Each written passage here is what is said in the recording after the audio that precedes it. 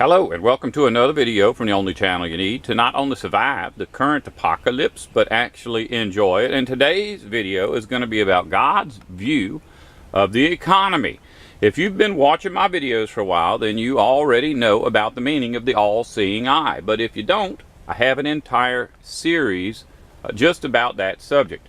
In short, there is a symbol on the back of the U.S. $1 bill which represents a civilization under which we all live. This symbol was not created by the U.S. government, but was in fact the symbol of every civilization which, according to the Bible, has been or is currently being ruled directly by Satan. The first time that this symbol showed up was in the ancient empire of Egypt. Prior to the flood of Noah's day, the symbol was a little different and was called the Eye of Ra. Ra, in the ancient Hebrew language, means evil. In fact, whenever you're reading from the Old Testament and you see the words evil, wicked, or bad, usually if you look those words up in a concordance, you will see that the Hebrew word that appeared in the original text was Ra. This is no coincidence. The symbol represents the Trinitarian system that we know as civilization, and in fact, each of its three cornerstones represents one of the three systems required in order to sustain civilization. Those systems are the governmental system, the economic system, and the religious system. Ancient all-seeing eyes have been found inexplicably carved into stone all around this planet, not just in the area surrounding Egypt. The existence of this international symbol of world domination all around the globe cannot be denied. In our day, Satan, along with his human minions, are still actively involved in pursuing that same goal of world domination, utilizing all of the resources of his current empire, and the symbol of that empire's civilization is still the all-seeing eye. In the very beginning of the Bible, humanity's creation is described in very easy to understand language. We are told that human beings were given life and given instinctive laws to govern their activities. These laws were not like the written, nearly entirely arbitrary laws that govern civilization, but were simple, logical, natural laws similar to the natural laws that were designed into every other living thing on this planet. To eat nutritious foods specifically designed for humans, to mate, to produce offspring, and to rest. These laws were extremely easy to follow, and they would be perfect for the tasks that mankind would have to perform in order to maintain the paradise that God had created. In most English Bibles, at Genesis chapter 1 and verse 28, this task was described in very simple terms as well. Man was to fill the earth and subdue it, and have dominion over the fish of the sea, and over the fowl of the air, and over every living thing that moveth upon the earth. Many of civilization supporters see this verse as permission to use all of the planet's living things in any way that they please, whether good or bad, as if somehow God does not care how we treat his creation. And the proof is in the very obvious global deforestation and desertification campaigns of the Judeo-Christian world. The actual thought being communicated here is that God was giving man the responsibility of caring for his creation in a very specific way. Mankind was to make creation fruitful. The word that we translate as fruitful doesn't just mean to give birth to offspring, but to make the things under your care fruitful as well. Those things being the birds, fish, and land animals. Later at Genesis chapter 2 and verse 15, the Bible reiterates this task and describes it this way. God took the man and put him into the Garden of Eden to dress it and to keep it. The Hebrew words that are translated as dress and keep in this verse are actually abad and shamar, which mean become part of and observe. The word abad is closely related to the words ebed and abad, which some Bibles translate as slave or servant. What these words actually mean are male tribal member and tribal member. Since our current human social order no longer recognizes the rights of the tribe, a more accurate rendering of these words into modern English would be extended family. The other word that is translated as keep it, shamar, is actually the same word that is used throughout the Bible to describe the position of a guard or a watchman or an observer. So in reality, those that strip the planet of its resources are actually doing exactly the opposite of what the scriptures are commanding man to do. Man was put in the Garden of Eden, which the Bible describes as a permaculture food forest, in order to become part of God's extended family and watch over the forest, making sure that nothing bad happened to any of the living things in the forest so that they might be fruitful. The point being that man was given a role to fill, not simply as an outsider, but as an integral part of the creation. The only rules that man was ever supposed to be obedient to were those rules that were instinctively built into what makes humans what we are supposed to be. Similar rules were built into the fish, the birds, and the land animals. Most people are familiar with this story and understand that even though man was supposed to be obedient to these rules, he instead voluntarily chose to be obedient to other unnatural rules, causing the situation that we are currently finding ourselves in today. The story happened so long ago and in a setting so alien to our current world's hierarchical society that most simply dismiss this story as if it were fiction. I promise you that the story of Adam and Eve is an actual account of something that actually happened. Our original parents did not set out to destroy paradise, but instead made the decision to do what they did in order to improve paradise. There can be no doubt that they understood that their God had made all things, and it was obvious from the creation account that the reason that they stopped being obedient to natural law was so that they could be gods themselves. In other words, they wanted to make the world perfect, they just didn't want to have to follow the Creator's rules to do so. It is not uncommon for people to think that they know better than anyone else. Eve, just like all of us, had to learn the hard way. We find ourselves in a similar situation. Just as our original parents could not imagine the world that we experience, most of humanity cannot imagine the world that our original parents experienced. Even today, the desire to be gods dominates most people's lives. I'm not just talking about bad people. Even good people crave that position, just as Eve craved that position. That is why people vote. That is why people protest. They are simply trying to make the world into a better place by exerting their godship. There's a big difference between the changes that people try to bring about today as opposed to the changes that Eve would have wanted to bring about in their day. Eve was trying to improve upon the Creator's paradise with the help of Satan. Spiritual people today, looking back, can see the foolishness of that decision, but often cannot see the foolishness of their own attempts at improving upon Satan's civilization. The motivation to improve upon creation, which is perfect and as such could never be improved upon, is not much different from being motivated to fix Satan's empire, which very obviously is unfixable.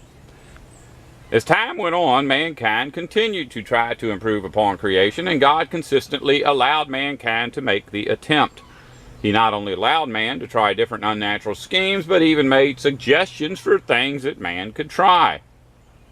When Noah and his family stepped off of the ark onto dry land at Genesis chapter 9 and verse 3, God gave them permission to eat animals, something that he had not previously done. For 2,000 years he had allowed man to eat green plants, which was a part of instinctive and natural law, but now he was giving man permission to do something unnatural. No one should perceive Genesis chapter 9 and verse 3 to mean that killing things somehow makes God happy. I am not a vegetarian, so please do not think that I am passing judgment on people who eat meat. I eat meat. However, after the resurrection, if not before, I have very firm plans to stop eating meat.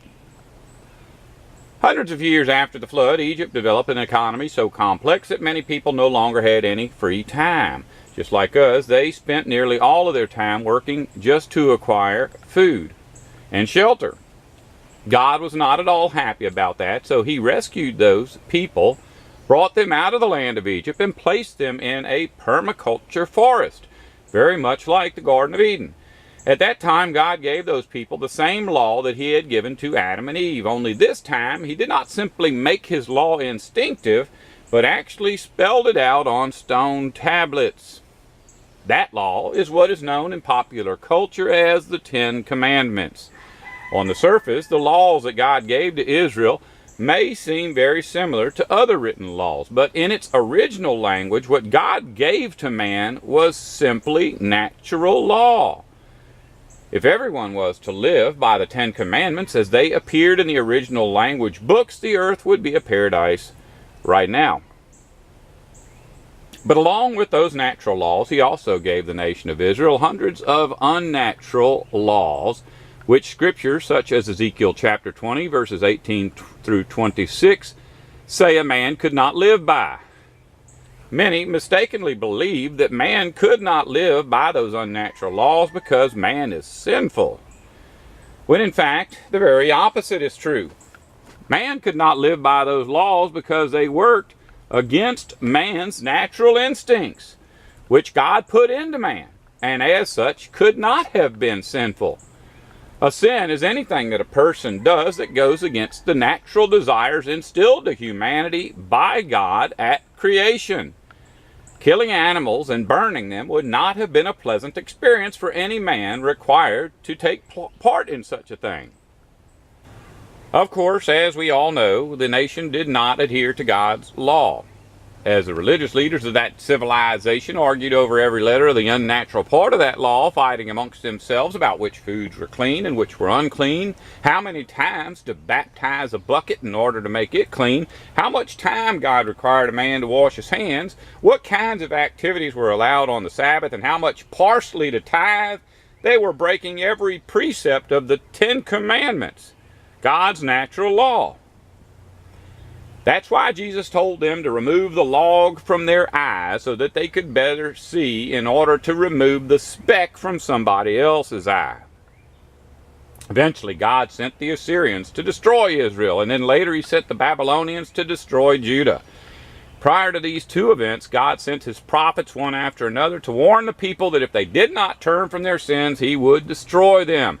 In many accounts, the prophets would enumerate all of the things that the Jewish people were guilty of before passing sentence, and sure enough, just as the prophets had all declared, everyone in the nation of Israel was either killed during the invasions, taken away and tortured to death, or returned to civilization in order to be slaves, just as their ancestors had been. But there were exceptions.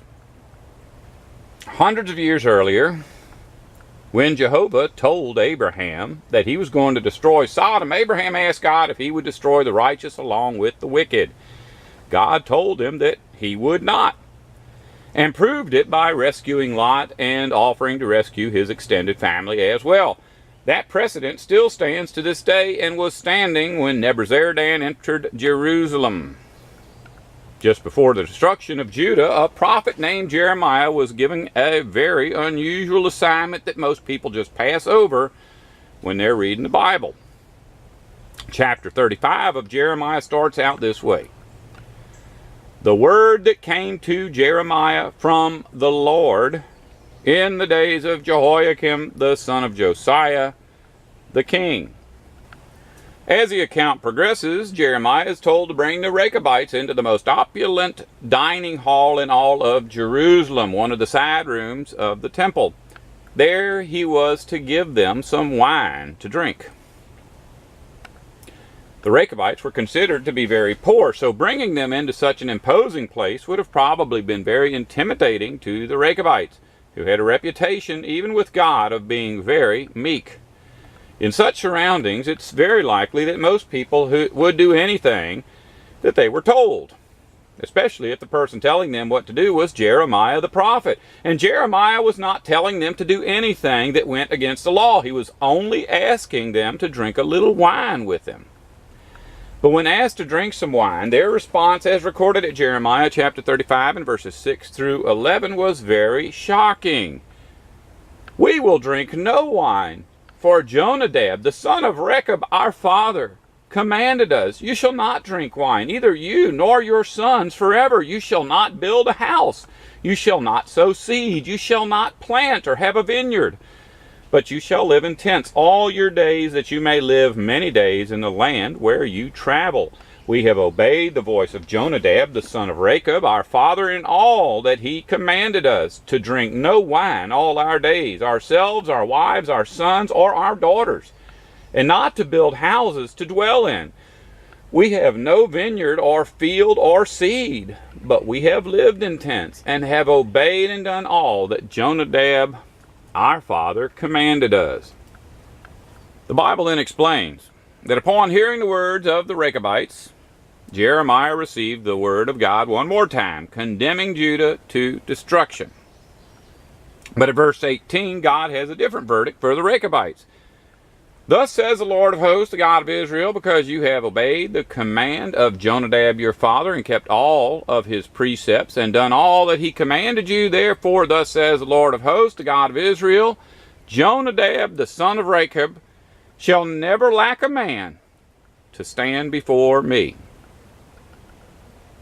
Just so that you understand what's actually going on here, the nation of Israel wasn't being condemned for drinking wine. They were being condemned for being consumers. God gave the nation permission to drink wine and build houses and even to engage in agriculture, but he had also given them natural law, the 10 Commandments, so that they would not simply concern themselves with the letter of the law, but instead the spirit of the law as well. When the nation was first brought into the promised land, God told them that the land would provide for all of their needs, and those entering into it could easily see that this was true. Even though everything surrounding this land was desert, the promised land itself was filled with living things. This truly was a land of milk and honey. Not because God wanted his people to eat milk and honey. This title is just God's way of telling us that the land was filled with life. Mammals only produce milk when they are nursing offspring, and bees can only produce honey when plants are producing pollen and nectar. This was a land that would provide for the needs of living things year-round. No one entering this part of the world would ever need to do any work whatsoever in order to live. But the Israelites had to use wisdom if the land would continue to do so. At Leviticus chapter 25 and verses 23 through 24, they were commanded by law that they could not actually own the land because it belonged to Yahweh. They would only be allowed to stay in the land as long as they allowed the land to redeem itself, meaning to recover from any activities that they would have engaged in that might have negatively affected the land, such as agriculture. The Rechabites understood that if there was no need to work for food, then there was no need to work for food. The only reason that anybody in such a situation would need to work would be to acquire wealth, which the Rechabites were not interested in. They also knew that the most important law given to the nation was to remember the Sabbaths, the Sabbath days, the Sabbath years, and the great Sabbaths. Only the most basic reasoning skills would be necessary to come to the conclusion that God loved to see his people and his land resting, not desiring wealth or the social status associated with it, while at the same time having a very strong desire to make the Creator happy. The Rechabites chose the latter. Years later, Paul, at Hebrews chapter 4 and verse 3, said that we who believe enter into God's rest, but those who don't believe will never enter into that rest. When God completed his work of creating, he entered into his rest and fully expected his creation to enter into that rest with him. Jeremiah survived the destruction of Judah and recorded the events that took place as a result of that destruction. At Jeremiah chapter 10, starting at verse 5, it says that the army of the Chaldeans pursued them and overtook Zedekiah in the plains of Jericho. And when they had taken him, they brought him up to Nebuchadnezzar, king of Babylon, at Riblah in the land of Hamath, and he passed sentence on him. The king of Babylon slaughtered the sons of Zedekiah at Riblah before his eyes, and the king of Babylon slaughtered all the nobles of Judah. He put out the eyes of Zedekiah and bound him in chains to take him to Babylon. The Chaldeans burned the king's house and the house of the people and broke down the walls of Jerusalem. Then Nebuzaradan, the captain of the guard, carried into exile to Babylon the rest of the people who were left in the city, those who had deserted to him, and the people who remained. Nebuzaradan, the captain of the guard, left in the land of Judah some of the poor people who owned nothing, and gave them vineyards and fields at the same time. Those who ruled over Jerusalem's economic system were all put to death, with the exception of the king himself, who was forced to watch his children being executed just before having his eyes bored out. There is no doubt that the Rechabites, along with many other nomadic foragers, had a sudden and profound improvement in their living conditions. Without that nation of consumers to destroy Jehovah's forest, there can be no doubt that the land would have finally had a chance to recover from the previously unending destruction being done by Judah's economic system. Scriptures about God's hatred of consumerism are found throughout the Bible. In fact, the theme of the Bible is the war between civilization and creation. Once you come to understand this basic Bible truth, the entire book will make much more sense to you. Those short-haired, clean-shaven, suit-wearing, SUV-driving ministers of civilization's religions are leading humanity off to its destruction. Just like the Pharisees that preceded them, they are busying themselves with the task of loading down their flocks with burdens of guilt based on some unnatural church doctrine, while at the same time engaging in conflict among themselves over every letter of the law that those doctrines are based on, while at the same time paying absolutely no attention whatsoever to God's natural law. Nahum chapter 3 and verse 16 says, "You have increased the number of your merchants till they are more numerous than the stars of the sky. But like locusts, they strip the land and then they fly away." Most of the scriptures about locusts in the Bible are about the economy. Many of those scriptures are closely associated with prophecies of destruction against civilization's religious belief systems, in particular the Judeo-Christian religions. Even the scriptures that are about literal locusts are usually a reference to consumerism. In fact, they are probably all in reference to consumerism in one way or another. Ezekiel at chapter 34 and 18 says that the people were told, "Is it not enough for you to feed on the good pasture, that you must tread down with your feet the rest of the pasture? And to drink of clear water, that you must muddy the rest of the water with your feet?" Just like most people today, those living in Ezekiel's day were obsessed with following rules, but had no respect whatsoever for creation.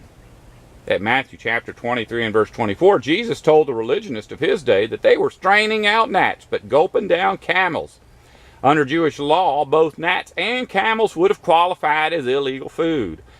But obviously, God would not have concerned himself with keeping account of who was accidentally swallowing gnats. In the natural world, as it was created, our instincts would have been all that we would have needed to maintain the paradise conditions in the original creation. But in this world that we live in now, our instincts can actually work against creation. Mankind obviously has an instinctive desire to be loved and respected. For years, I kept the lawn and cut my hair so as to not risk losing the love and respect of my fellow man. But to those who actively pursue a higher position in civilization's hierarchy, I stood out like a sore thumb. While most of the people that I knew were struggling to improve their credit scores, I was completely ignorant of what a credit score was. Now, as an old man, I have recently found out what a credit score is, but cannot for the life of me understand why anyone would care about such a thing. Their love, which I didn't want to risk losing, was actually something that I never had to start with. It took years to finally give up on trying to please the wicked and stop cutting my grass and cutting my hair. If you're one of my subscribers, then you have already probably experienced what I'm talking about. You probably hate what's being done to our planet. You may be one of those people who vote for politicians that promise to bring about a more sustainable society. You may be one of those people who protest whenever civilization does something that is obviously detrimental to the environment. At one time, I wanted to do my part. I joined the U.S. military in order to save the world from bullies, not realizing at the time that I was the bully. But I promise you that something better is coming, and the best part is that we don't have to do a thing in order to enjoy the benefits. All that's required on our part is to be patient. 2 Peter chapter 2 verses 10 through 12 says, "The day of the Lord will come as a thief in the night, in which the heavens shall pass away with a great noise, and the elements shall melt with fervent heat. The earth also and the works that are therein shall be burned up." The word that is translated as elements here is always used in the Bible to mean the basic fundamental beliefs, the elementary things, and is always about the fundamental lies necessary to maintain civilization, or the fundamental truths necessary in order to maintain creation. Since this scripture is obviously not about burning up creation's plants and animals, it's obviously about burning up civilization's structures and gadgets. The cars, the houses, the roads, the cooking pots, the factories, the weapons, spaceships, everything, every man-made object that civilization has ever produced. All of the materials ever taken from the earth in order to create those worthless things are about to be broken down into their original form and put right back where they came from. Right back where the Creator originally meant for them to be. Revelation chapter 11 and verse 18 speaks of the future when it says that the day is coming when all consumers will be destroyed, while all of those prophets that had the courage to speak out against them will be rewarded. In fact, the way that these verses are worded in the original Greek could very well be translated as saying that the destruction of those consumers will actually itself be the reward. If you think about what a relief it would have been to the Rechabites to see the promised land at least to some extent restored simply by eliminating those who were participating in its destruction, imagine the relief that we will experience when every consumer on the planet is put to death and the Creator actually restores everything earth-wide. At Revelation chapter 22, verses 1 and 2, the Bible says that God is even going to bring back the species of trees that in the Garden of Eden were called the trees of life. Please don't think that this video is about not paying your taxes, only eating what you can forage, or taking off your clothes and running into the forest. In our day, people lose their homes, become malnourished, and get arrested for doing stuff like that. But in the future, Satan's empire will not be a factor in the decisions that we have to make. The Rechabites had tents. And when Lot was rescued from Sodom, he was living in a structure substantial enough to keep out the citizens of that civilization.